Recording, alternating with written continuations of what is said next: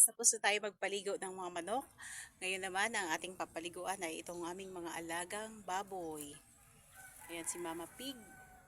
Ayan. Malapit na siyang manganak. Tapos nandun din yung isa, yung akin.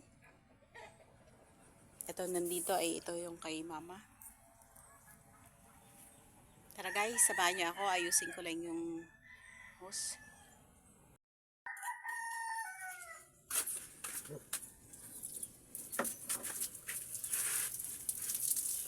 Gusto niyo yung pinapaligo.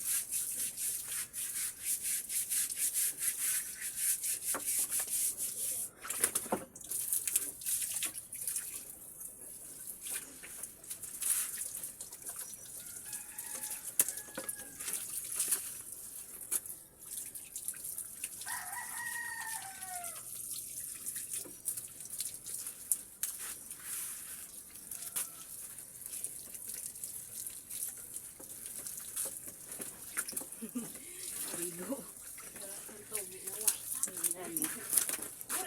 Oh, ano na yun? Yun nga guys, tapos na yung ate May magpaligo ng baboy doon sa kabilang kulungan. Ito naman tayo sa kabila. Ito yung aking Mama Pig. Malapit na siyang manganak.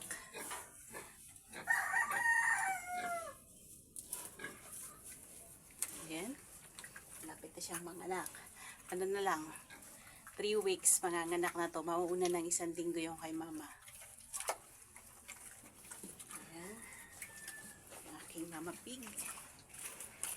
Marami pa akong papalitan. Dahil yung baboy na rin alaga ng aking mga kapatid dahil wala sila dito. Papaligo.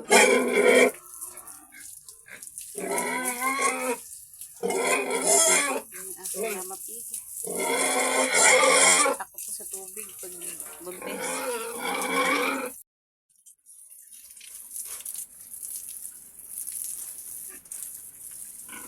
Gusto niya yung pinapaliguan. Pil na pil eh.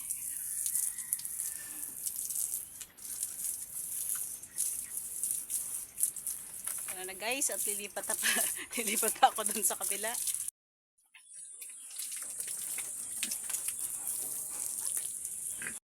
Ito naman guys yung kay Brad Albert. Ayan. Yung isa kay Mama. At yung dalawa doon kay Alquin. Yung kay Abel. At saka yung isa nitong kay Buyit na doon sa kabila. Shout out sa mga kabog sa Guruyan. Yan ang paghanda niyo sa piyesta sa Guruyan. Madali na bagang piyesta sa iyo. Yan ho. Dako na yan.